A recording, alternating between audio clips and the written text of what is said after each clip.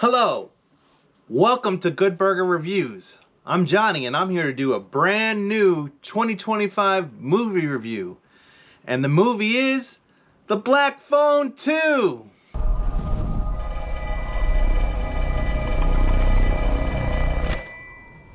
Hello, Finny. Nothing burns like the cold. This movie is directed by Scott Derrickson. It is released by Blumhouse in October of 2025. It stars Ethan Hawke, Mason Thames, Damien Boucher, and Madeline McGraw. The basic overview. Bad dreams haunt 15-year-old Gwen as she receives calls back from the Black Phone and sees disturbing visions of three boys being stalked at a winter camp.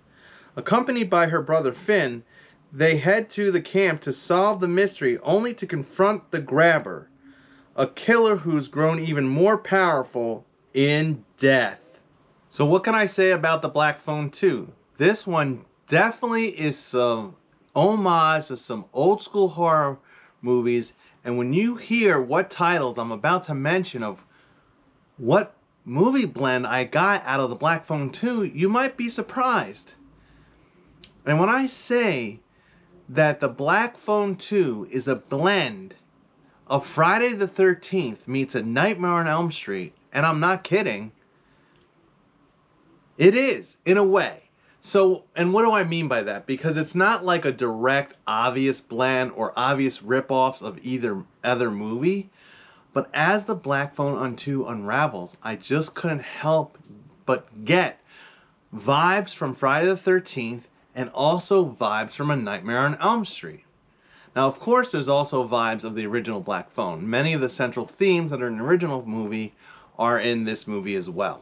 So you have the Grabber, who at the end of The Black Phone 1 was killed off. Finney killed him. So my first question was, how in the world are they going to do an entire sequel with the Grabber starring in it if he's already dead?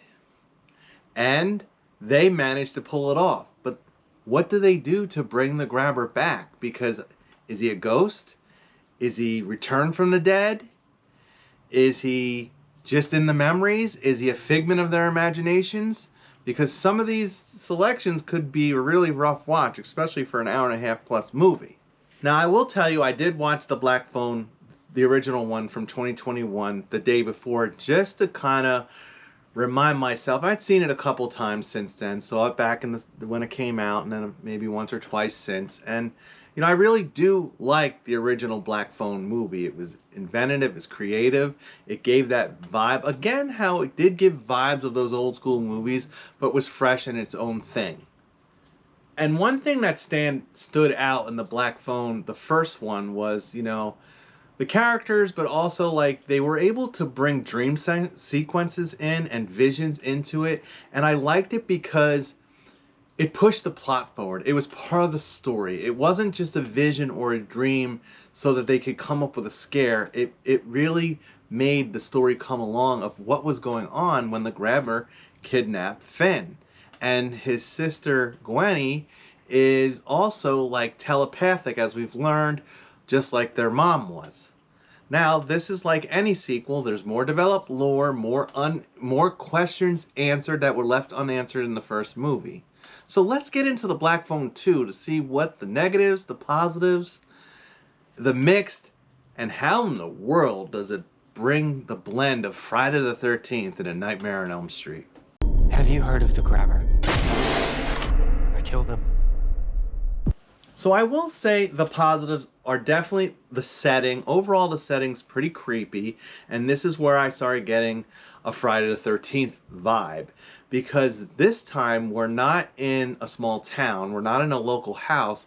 The cast finds its way up to a campground in the middle of winter during a blizzard. But the campground itself was giving me a Camp Crystal Lake vibe. Now, Camp Crystal Lake's in the middle of summer. This is in the middle of winter. So there are some differences. But the actual campground, the counselor, the cast, the people, they just kind of gave me that Friday the 13th character vibe. And I also found it interesting, and I'm wondering if this was on purpose, and I'm probably pretty sure to say I'm guessing, but it probably is. This takes place in 1982, but which is 4 years after the original, which took place in 1978. But what's crucial in Black Phone 2 is that there's a lot of flashback and talk of what went down at this campground in 1957. Just like Friday the 13th, which takes place in the early 80s, has flashbacks to a campground, or the same campground, in 1957. In Friday the 13th, Jason's original drowning is in the summer of 1957. Well, it turns out that Gwenny and Finn's mom are calling them on this black phone, and she's calling from 1957. And that's where this starts. So some of this is like backtrack. I also will say I do like the characters overall in this one, especially our two lead kiddos, Gwen and Finn. I think they've grown up, so they're young teenagers now, or more maturing teenagers. They seem like they might be seniors, juniors, doesn't really specify, but, in the first movie, they're more like middle school or young high school age. And here you see some maturity. And Gwenny is still so funny. Like, she roasted the cops in the original Black Phone, just with her vulgarity, and she's just so innocent but yet funny. And she still had that same character. Like, she's roasting the camp counselors here, roasting the grabber himself. Like, she just has no holds bar. I like it when she's praying to Jesus. I mean, she's just one of those really likable characters. She's sad, she's emotive, she's funny. She's all of it. She's the full package for a character in a movie like this. And I'll also say I like the dad a lot more in this one. It seems like his character arc between the two movies has improved. Like in Black Phone 1, I didn't like the dad. I felt like he was the dad from Radio Flyer. He was abusive, he was drinking, he was terrorizing to his children. In this one, he's really stepped it up. And I guess, obviously, after losing his wife, after losing his kid to being kidnapped for days or weeks at a time, however long Finn was in the basement in the original movie, but like, he's improved. He stopped drinking. He seems to be more caring. He treats the kids a little bit more with more respect. I liked him. Definitely liked Finn. I mean, Finn's character arc between the two movies has done well as well. Like, he's tougher. He's brutal. He's grieving. He cares about his sister. He's smart. He's a little bit more. Seems like maybe he's becoming more like his sister, and I think, it's very apparent that Gwen has the gift, the medium gift. Like, she's using her gift just like her mom had the gift, and I feel like they haven't really explored it that much, but I think Finn has the gift as well, which is why he was able to talk to the kids on the Black Phone in the first movie, and of course he's on the Black Phone in this movie as well. The other two standout characters to me were Damian Bisher, who plays Armando. He's like the owner of the camp, and he plays a crucial role in the film. He's trying to figure out why these kids have returned to the camp, what's going on with kids who were murdered there in the past, and how is it all connected. And then you have also the little brother of one of the kids from the first movie, and he has a crush on Gwen, and he goes up to the campground with Gwen and Finn to explore why they even feel called there. And I'm going to get more into that when we get into spoilers. And there's also Ariana Rivas, who plays Mustang. She's already at the campground. She seems to be kind of like a love interest to Finn. Like, there was a girl in the Black Phone 1 that was his lab partner that was kind of seemed like a love interest, but she has a bigger role than the girl from the first one, but she still is more of a, supporting role in this movie. But I liked her, and she was exciting with what she brought to the table. Now, similar to the Black Phone 1, this one has all the traditional knocks, bumps, spooks, haunts. One thing that I liked about both movies is you have this character that's kind of like a serial killer who's in the first one he's in a house, and the second one he's up at the campground. but it's like you also have the ghost of the kids he's killed. So you've kind of got that blend of a serial killer and a ghost movie going on together, which was pretty neat. And that's going to lead me to where I'm mixed. So what am I mixed on? Well, the grabber himself. So like I said in the beginning of the movie, the grabber dies at the end of the first movie. And, you know, I mean, the Black Phone, the original movie, was a solid movie, start to finish, seemed to have a solid beginning and finish. So you like, the question is, was this sequel necessary or needed or even possible? And it kind of reminded me, like in the Saw franchise, when they killed off John Kramer in their third installment, and then felt like they wanted to keep bringing him back because he was the strongest part of the scare factor in the Saw franchise. Well, Grabber was killed off already in Black Phone 1, so bringing him back in Black Phone 2 leaves me kind of mixed because he's dead. And this is where I get the Nightmare on Elm Street feeling. Because I totally was getting a vibe of, you know, that one line in Elm Street where it's like, they say, in life he brought terror to the children, and then in death he was even worse. And the grabber kind of takes this Freddy Krueger-ish role, appearing in visions but in dreams. Now, like Freddy Krueger, when he appears, it is him. It's not just a vision of him, or like Freddy was in the dream, but if Freddy got you in your dream, you were gotten for real. And the same premise is going on here. If the grabber gets you in this movie, you're gotten. So that's where this whole Elm Street thing was coming on, because grabber's dead and gone. He's in the other world. He's in the world of the dead. And he is coming back in dreams, but he's also coming back in visions. He's also coming back in like a spiritual demon type of way. He's definitely not alive though, and not real. And I think because of this, I feel like it left me mixed, because I felt like, how damaging is he really going to be? How many, can he really get Finn? Can he really get Gwen? And we will answer that in spoilers. It's just a word.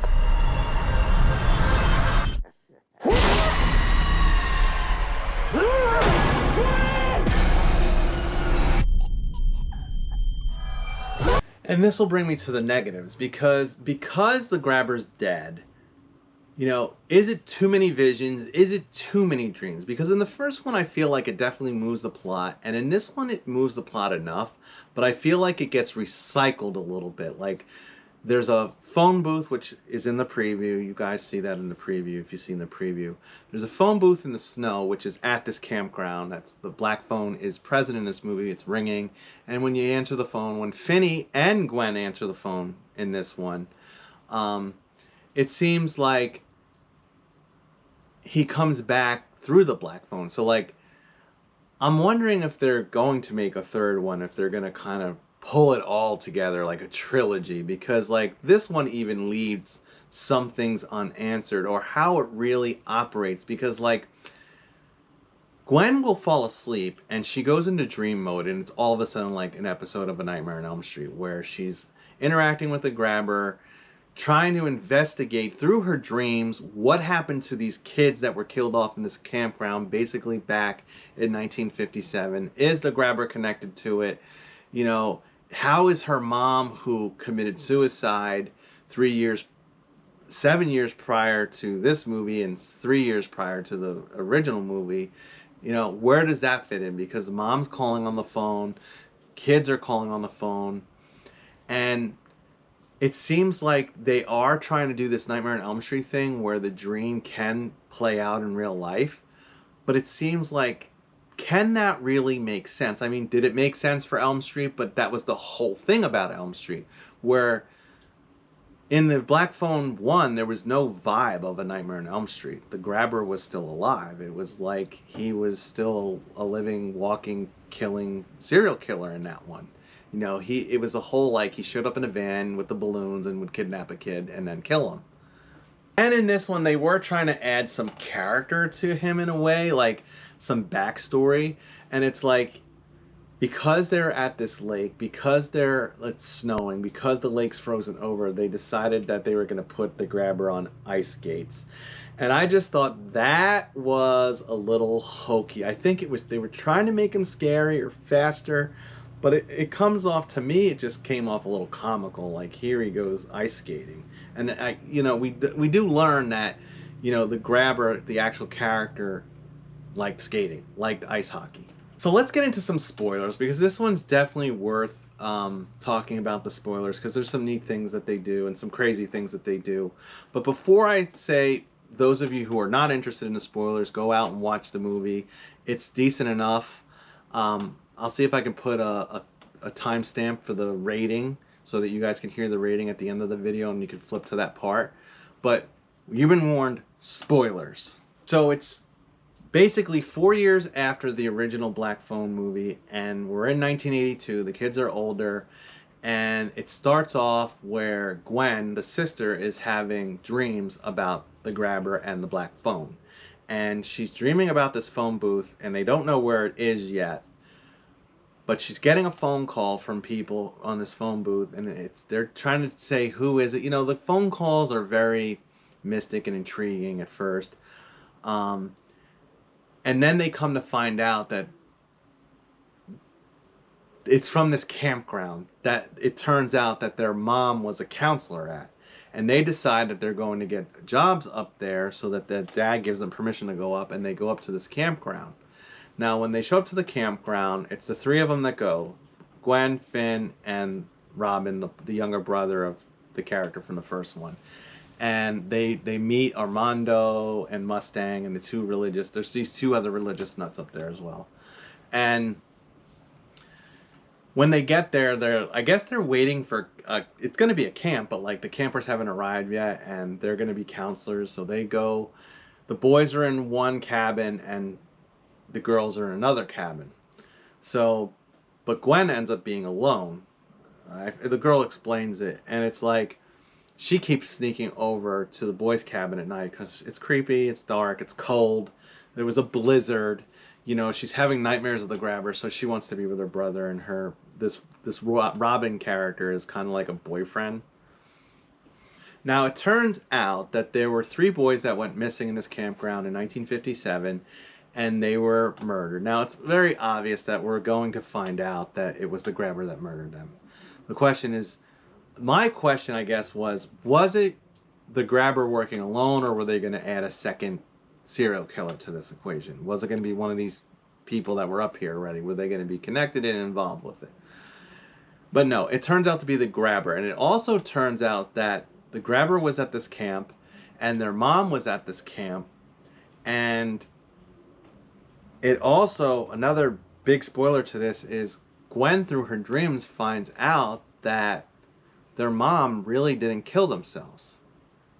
The mom actually was killed by the grabber because the mom was getting visions and was on to the grabber when the grabber first started kidnapping people in their neighborhood. And she got involved when the first kid was kidnapped, and the grabber got onto her and killed her and then staged it to be like a suicide.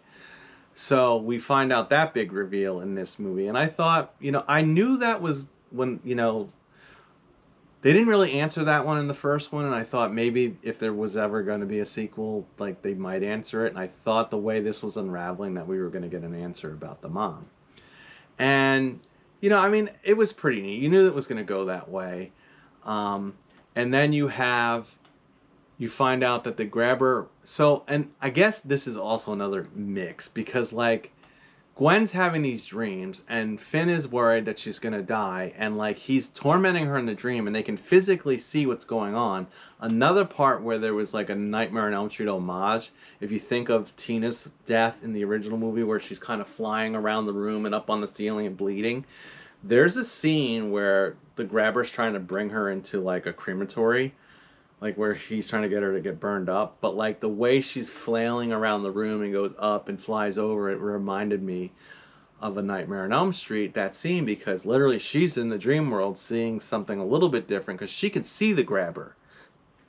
The people who are awake that are in the room with Gwenny, they can't see the grabber. And that also just reminded me of the other little homage of Friday the 13th. So like you have the whole campground thing. There was a spot where the grabber goes into the lake and he's under the lake at the end, and it's like in the lake just like Jason. So there was a little homage. But also, for some reason, the head camp counselor, the owner, he mentions how the last time there was a blizzard was 1946. And I'm just thinking, since they're kind of paying so much homage to Jason in a very twisted and not so obvious way, was that also an homage to Jason? Because Jason was born in 1946, and he's referencing 1946, and they're referencing 1957. They're in the early 80s. I'm like, more Friday the 13th and Nightmare on Elm Street vibes. Keep coming. That, like I said, the question was, can the grabber kill you like Freddy Krueger? And the answer technically is yes, though he doesn't seem to have much success. Like, Gwen and Finn fight back and they survive. They, just like in the first movie, they're getting the phone calls from the kids. The kids are leaving them clues and they're figuring it out. I think the big difference between this one is, like, in the first movie, there's just more intensity because Finn's kidnapped and the grabber is like a real person. In this one, everything's very mystical, magical, and fantastical in a way. So I feel like the intensity is just brought down a little bit with it. Now, there's more mystery, more ghosts, more visions. It's more gory. But, you know, you get the good with the bad, I suppose. At the end of the day, I really feel like I enjoyed this one. I feel like even though there's some suspension of disbelief, some little plot holes that here and there where it doesn't always 100% make sense, like how the grabber really is existing. I think the big thing for me is, like, Gwen comes up with this idea like that if they figure out where the kids are and can get their bodies found, that will set them free, that they'll go to heaven, and then, like, that'll make the grabber's powers go away, his afterlife powers. And they do. They find the kids at the bottom of the lake. They bring their bodies up. And it doesn't just, like, snap where the grabber just stops, because Finn really does just attack the grabber, and I guess maybe he's just weaker.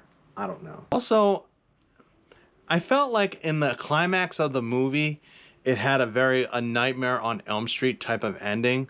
At the end of A Nightmare on Elm Street, Nancy faces Freddy and admits that she's not afraid of him, which takes away his power. And it was a very similar feeling where Gwen takes over in the dream and says, I'm not afraid of you anymore. I came here.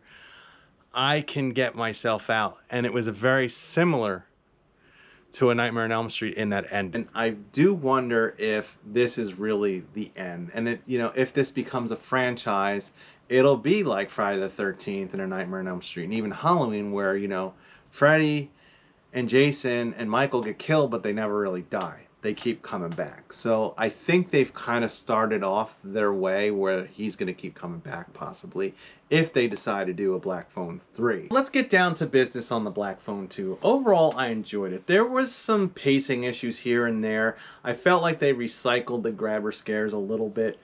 But overall, I liked it. I kind of liked where the story went with it. The characters were fun. I think the best part was the characters. That's what kind of brought me up to the predictable story. If I would have been a reviewer back in 2021, I probably would have given the Black Phone, the original one, a cheeseburger in paradise. I really liked that. It was a more grounded version. This one was still half decent enough. And I'm going to give it a good burger because I really do like these characters. I like the grabber overall. He's menacing, he's scary. He took on a Freddy Krueger role this time. I guess it was more of an homage and less of a ripoff of Freddy. I mean, he was not Freddy Krueger. It's not like he came specifically in dreams or had a glove or anything like that. It was just those same rules that were in A Nightmare on Elm Street.